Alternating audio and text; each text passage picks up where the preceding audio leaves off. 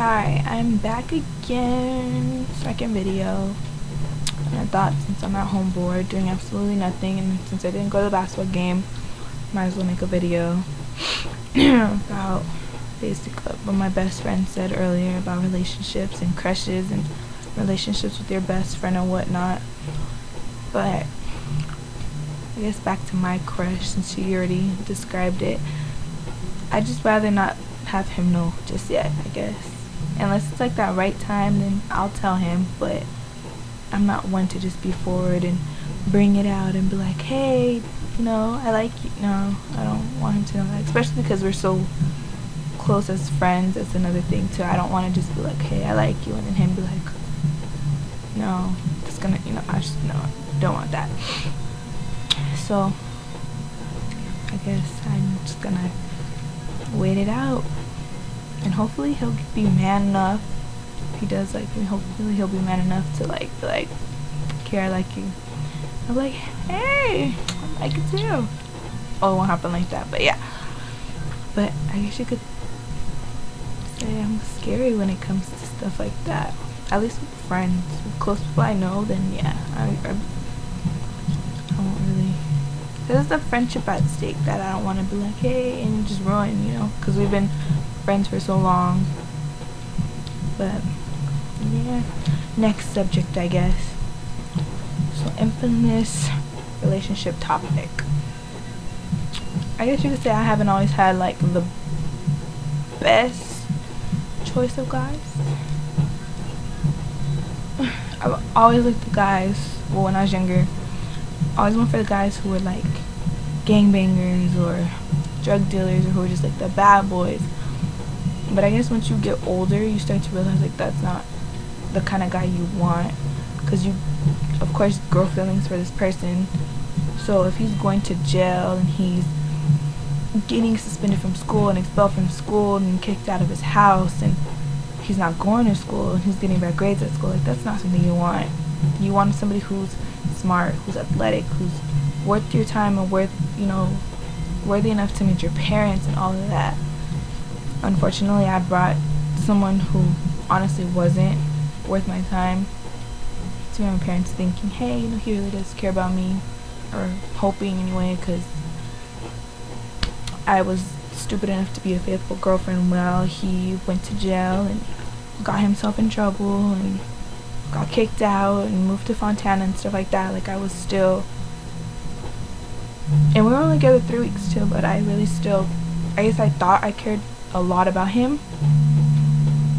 or wanted to care a lot about him. I don't know, I really don't understand myself, but I stayed with this guy during 2.5 months that he was in jail, thinking, he's gonna realize that this girl is actually a really good girl. She's a girl that I could actually be with for a while and treat her right and all of that. But at the end of the day, I didn't get that.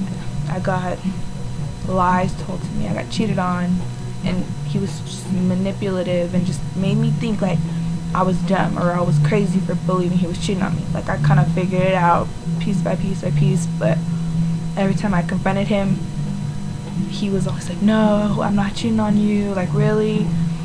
And of course you kind of go with that, because you don't want somebody to believe, like, you don't want to think somebody's cheating on you, especially after everything, like he went to jail and you were there. Like, you don't want to believe somebody's cheating on you. You want to think, hey, he really does care. And that wasn't the case. So, but yeah, it took me a month and a half after he got out of jail to actually find out the truth and read it for myself and see it for myself. But I guess you could say I learned a lot. Honestly, I don't go after boys like that anymore. At least I really try not to.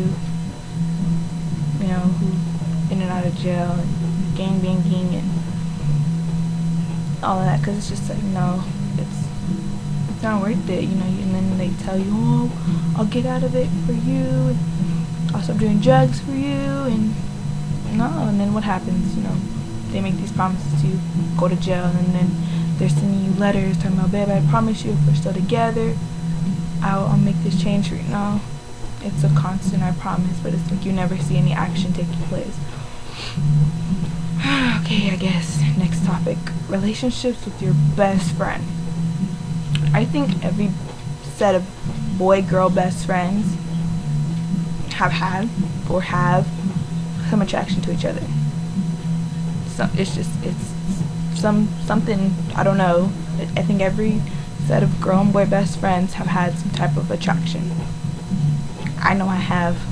Well, my best friend, we used to date in the 8th grade, and then we broke up because I got really bored with him, and we like fell out for a couple years, and then when we fell back on, I guess, friends, he was just the most amazing person ever. But I don't look at him like a boyfriend anymore. He's just like my best friend, who I tell everything to, who I can act any which way with, and he just doesn't judge me on it, or he just understands. So even as we became best friends, he was still best friend.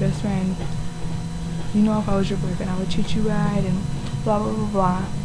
And I don't doubt that he would, but just we've been so close as best friends that I wouldn't want to ruin that, because I never had a best friend that I've been just so close to that I could just best friend, and he'll be like, okay, well, you know, yeah, it's just, we're so close.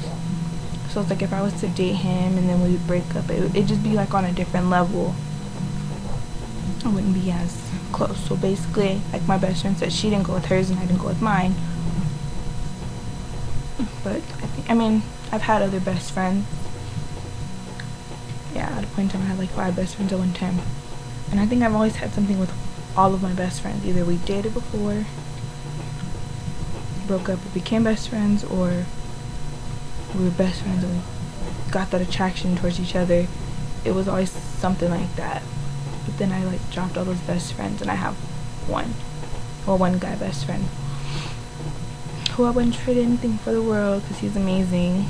That made no sense. I wouldn't trade for anything in the world because he's amazing, and I don't know what I would do without him sometimes. Just as well with my girl best friend Asia. Like, I don't know what I would do without her, and listening to my crazy dilemmas, especially when I was going through my bad breakup. She was always there, even when I was crying and I just needed somebody to cry on the phone with. She was there. A million miles away, she was there. So I think once you have best friends that you know are really there, appreciate them being there. Even though I get into arguments with my best friends and I don't agree with what they say, I still am like, I'm more than lucky to have them two as my best friends. Because at the end of the day, if I didn't have them to listen to me, I wouldn't be so sane and calm and collected. So I just want to tell you guys I love you. Well, Danny, I don't know if you're watching this, but Asia, I know you're definitely going to watch this. So I love you. You already know that. I tell you that every day. Alright. Hasta luego.